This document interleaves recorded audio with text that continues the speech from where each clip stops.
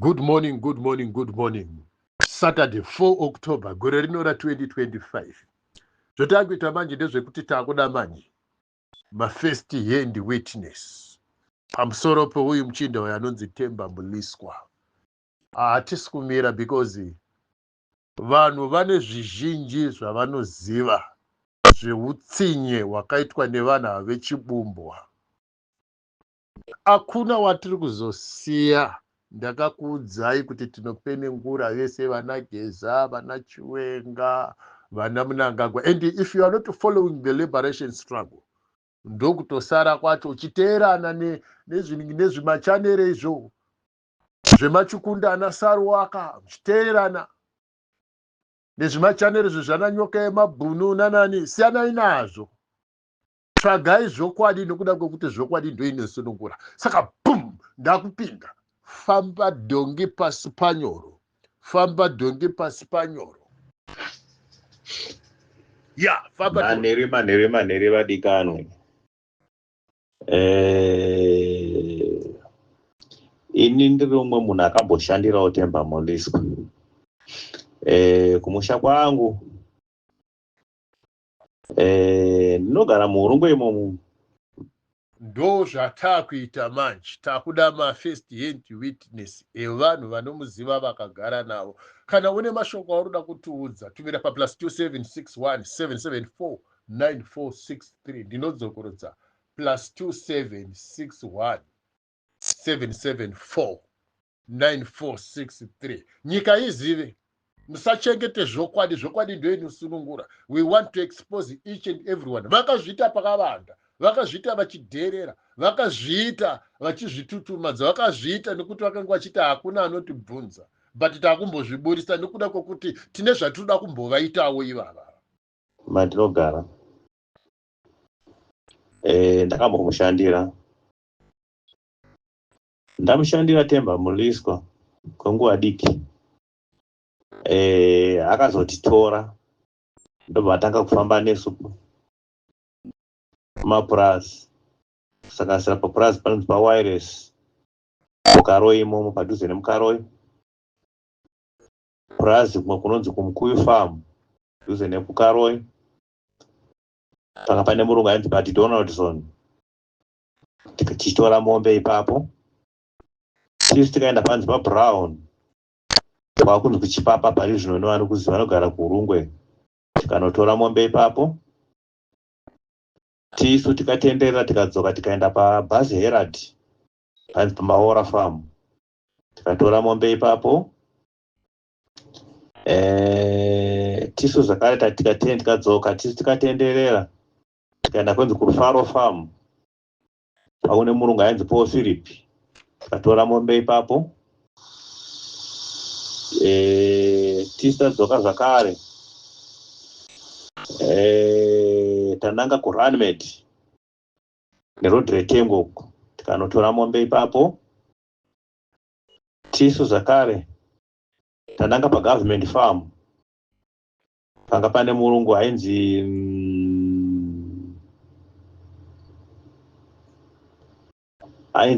Pain. Tikanotora mombe ipapo. Mombe dzaidzitora chichidzunganidza paSpring Farm. Pano ndo pakatanga kutora iye. Tanga takawanda. Tiri varume vangu vakawanda. Mazuva iwayo ndanga ndichiri mudiki. Ndandiri ma 30 something years because I am now 52 years. Takaungadza mombe. Mapurazi acho anenge mapedzi. Akawandisa mapurazi acho. Akawanda kusvika kwenzi kwana Ken Seywood uku.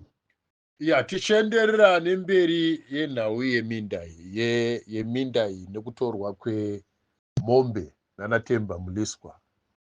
Zvinoratidza pachena kuti zvinhu izvi zvanga zvine ruoko rwaMnangagwa mukati. So toda kuti tizobvunza futi kune vakange vari pabasa rekutinha mombe idzodzo kuti idzi hadzisi here dzimwe dzemombe dzakazoendeswa kuZambia nekuMalawi. Hapasiripo here pane matange emombe dzimwe dzakazotakurwa dzichiendeswa kuZambia nekuMalawi. Uye kune avo vakange varipo toda kuti mutiudze kuti imombe ngani dzakatakurwa nematraki dzakaendeswa kuZambia nekuMalawi nokuda kwokuti vana Mnangagwa vane chekuita nenhau yemombe idzi, nokuti Themba Mliswa is a direct relative yaMugabe, is a direct relative yana Mnangagwa. Saka panapa hatina watiri kunzvenga, hatina chokwadi chatinoda kuti chisabude. Musavhunduke, tumirai mashoko enyu pa +27617749463. Yakwana nguva yekuti tizive kuti chii chakaitwa nemabombwa tichabata kusvikira kumabhengi, kureserve bank. Hapana watiri kusiya, hatina watiri kunzvenga, tichafukunura everything ndonguva yacho. Takakuenda tikanotora ikoko mwenzi kwanaka mupupuko, tikanotora mombe ikoko. Themba Mliswa kanga related kuna Mugabe, nokuti prazi inonzi panonzi pachiapo, panonzi paVhuka farm, inofungidzwa kuti prazi yanga iri yaMugabe zvakare, hatina kubata ipapo. Kozoita imwe prazi munonzi kuMashlands, prazi yakanaka chaizvo kuti otherwise kufura maprazi ese muKaroyi.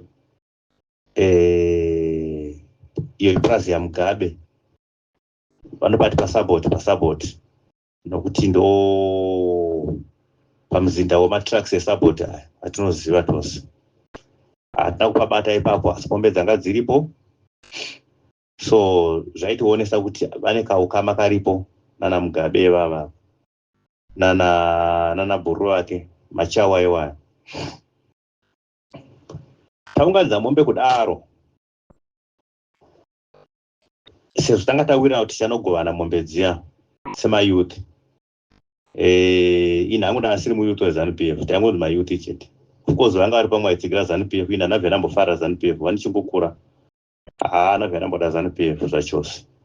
Ndaitotsigira hangu UNC yekwaMuzorewa, ndikazotsigira hangu ndikapinda kuMDC. Ameno feeling yandaingova pamusoro peZANU-PF, yandaingova unzwa pamusoro peZANU-PF. Zvadaro akatanga kujika Themba Mliswa, nokuti Themba Mliswa aita zvekarati.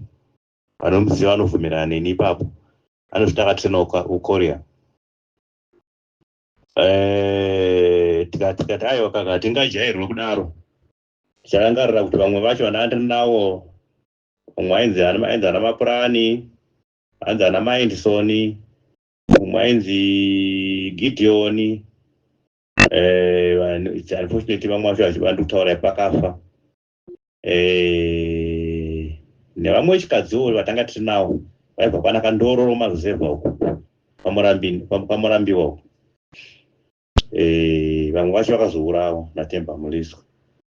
Nokuda kwokutanga tava kudhimanda mombe dziye, tava kuisa pressure. Themba Mliswa connived with ma-CIO, ma-state agents. Vamwe vakaurawa vachipomerwa mhosva dzekuti munotsigira MDC wati. Asi yanga isiri nyaya yeMDC, yanga iri nyaya yemombe idzodzo. Themba Mliswa akatuma ma-CIO achitevera vanhu vake vanga vakumushungudza nyaya dzemombe. Mombe dzakazo. Saka mubvunzo wangu manje ndewekuti zvasiyanei namudhara wedu Geza, nokuda kwekuti Geza akatorera hama dzake mombe Musanyato. Iye ari kuti Geza revolution. Tiri kubvunza kuti zvasiyanei namudhara Geza, pakuti mudhara wedu uyu Geza watiri kuti Geza revolution, munhu aiti akada kusimudza musoro mudhara Geza uyu, wamunoona wamuri kuti Geza uyu aingokuacuza kuti uri munhu weMDC, wotorohwa, mombe dzako dzoendera mahara. The same style yeZANU-PF. Kana ndichikuudzai kuti ZANU-PF is satanic as shit, imi muramba. Ukanzwa munhu wese ane chaari kuita in politics in Zimbabwe asingati pasine ZANU-PF, don't ever entertain. Kune mumwe akazonditi mukoma Jeff Jordan usana mamadi kungoti tingotsigira Chiwenga. Ndikati unoziva here kuti Chiwenga ZANU-PF? Zvikanzi handizizive. Ndikati saka unoziva kuti kudii? Ndikati ungonzwa kuti gudogoro. Ndikati iwe muka iwe. Chiwenga akandiye ZANU-PF wacho. Are you confused? Zvikanzi hapana zvandoziva. Ndikati tanga wabvunza kune vanoziva. sateere zvese ende nenyimpe pamberi nenyaya azosara dzisina munhu paspring farm nokuti vanhu vazhinji vese tanga tamwarara kusanganisira inana tiza ndadzokera kukariva right. Themba Muliswa akazobatana naIsaac Mackenzie akamboti MP kukariva constituency vakatanga zvakare kutevera vanhu vaye nokuti akataka kunzi tiri vanhu veMDC panguva iyo. Ndikatiza hangu ndikanoenda kumafishing camp ndikandoorama ndiri kumafishing camp ndikararama ndiri ikoko ndichitiza kuravo naThemba Muliswa. So munhu uyu imhondi imbavha hombe yemhando yepamusoro-soro zvokutoti otherwise vana Geza havana kutomboba kunge Themba Muliswa. Pamwe vana Mnangagwa vacho havana kutosvika futi pana Themba Muliswa. aiwa inhau yekuti iwewe waiona huipi hwokuba kwaThemba Muliswa nokuti makange muri paari, saka hamugoni kuziva huipi hwekumwe kuba kwakanyangara kwaitwa netimu irori rana Mnangagwa netimu rana Mugabe netimu revamwe vesara, saka haugoni kuvapupurira. Inhau yekuti wakazosvinira ukaona huipi hwekuba kwaThemba Muliswa to the point yekuti iwe wapedzerwa kufungidzira kuti ndofunga Themba Muliswa akaba kudarika even munhu wese panyika. Hazvina kudaro. Tisingataure zvana VP Chiwenga aiwa vaita vateta kana vakaba yes. Hatigone kuzviramba nokuti vanhu ZANU-PF havarambirwi vanoba. Asi hatigone kuzviramba kuti agona ngakaba. Asi havana kusvika palevel yakaba Themba Muliswa. Nokuti panga pane mapivots, macenter pivots aya akasara ipapo. Mairrigation pipes akasara mabhauza, matractors, malori. Akabatsirwa chimbavha chake nemwe murungu wechichena anonzi Hengi Peter Blanche. Handiti muri kuzvinzwa manje kuti vanga vasiri ngori chete mabumbwa, vakatenge vanotone vamwewo varungu vakagara dziri mbavha, nekuti pakati pevarungu varipo vamwe vaitovenganawo nekupandukirana pachavo ivo varungu, sekuvengana kwatinomboita pachedu, kuvengana kwatinomboita pachedu.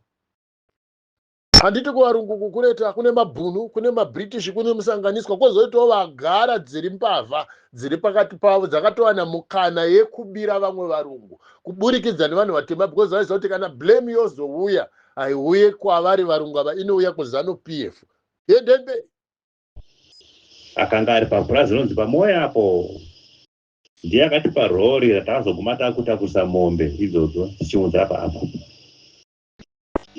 Right, zvadaroni murungu uyu akazobva pamoyo ipo pai because nzvimbo yacho akazotorwawo nanamai manhiwi ekuprisona, vakuru vekuprisona, maprison officer hanzi ndo assistant commissioner weprison. handiti muri kuona kuti vese ava mabhuranda avaita kugovana nyika yedu vakazara mumapurazi, mabwidi, mabumbwa, machava, they took everything. Ndakambokubvunzai ndakati, how is it that Robert Mugabe mubranda anoita over 40 mapurazi? Ndo zvakaendera here vanhu kuhondo, vanhu vakaJeff Judah usana ari kutaurisa chichichi anotera kuna chihovha mai manhiwi, saka akazodzingwa murungu uyo. Ndobva apa ari kurenda kunonzi kuCandy Farm kuti wandi kudhamu. Purazi timu rinonzi vana Njovana inoganurana neKarwe prison. Panokuziva vanoziva nerodhenda kwazangara nerodhenda kwaChundu mani uko ndizvozvo. Ndobva ari kurenda murungu iyoyo. He's the best friend yaThemba Muliswa. Nanhasi vanowirirana. +27617749463 tibate ipapo. Toda kuti nyika izive kuti chii chinoitwa nemabumbwa, chii chinoitwa nevanhu veZANU-PF. If you are not following the liberation struggle, uchapedza nguva uri ikoko kuzvinyoka zvemabhuni ikoko. Mapaipi taitakura mapaipi, zvinhu zvakawanda tikatakura. So it's like mamiriro ezvinhu ndeyekuti munhu uyu anoba imbavha, asi kungoti vanhu vazhinji muZimbabwe havagoni kuziva kana kuzonzwisisa nezvake zvakawanda. Azobvapo akazoenda neroad enda Bhome Hills. Akunopinda muna Sanyati uko tadarika kunonzi Magororo. Uko akasvika akanoreda imwe kempi yakanga iripo. Kwanga kune kempi yaita zvephotographic. Takupinda muSanyati pane chidust road chinokona kurudyi chinoenda kwenzi 24. Tokoti fambe makilometers mashomanani ndoko akanoreda kempi yaita zvephotographic ikoko yanga yakavakwa.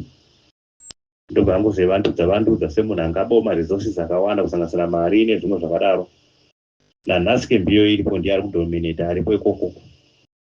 Akuita zve-anti-poaching. Andoni marangers ake aripo ikoko kembi ikoko izvozvi as we speak. Saka munhu anoba zvemhando yepamusoro. Imbavha hombe zvokuti ndingataurise rikabuda zuva rikadoka kukaedza kunze ndichitaura pamusoro pake. Imbavha imhondi murume uyu. Kune vazhinji vachauya nemore information. Taurai nachairman wenyika. Chairman ndewenyu, taurai naye. Yeni ndiri pana paJeff Judah Usana. Sege Mtema, mofu yemukono kana kuti yemukonyo. Ndiri pano Sege Mtema. Tiri kuti mabumbu ava. Toda kuti muzive kune vaya vaita ndatigarisane zvedu ndatibatane navo mabumbu ava. We want to expose them. Kune vaya vaita takarorerana nemabumbu ava. Tatita imimi machifi, you don't know this information. Mangu masabuka haazivi nzvimbo dzakasiyana. Tatita ada kukuexposerai kuti mabumbu avaye vamaiti tigarisane navo. Vamwe muchivapa usabuku vana Saidi, vana Muliswa, munopa usabuku Manyasaranda neutsinye hwakadai mune chokwadi. Muchivati ndavaite ma-MP, muchiramba makanyarara. Muchivati ndavaite ma-minister, muchivati ndavaite ma-president, muchivati ndavaite ma-video chairman, muchiramba makanyarara. Tinosvitsana kure.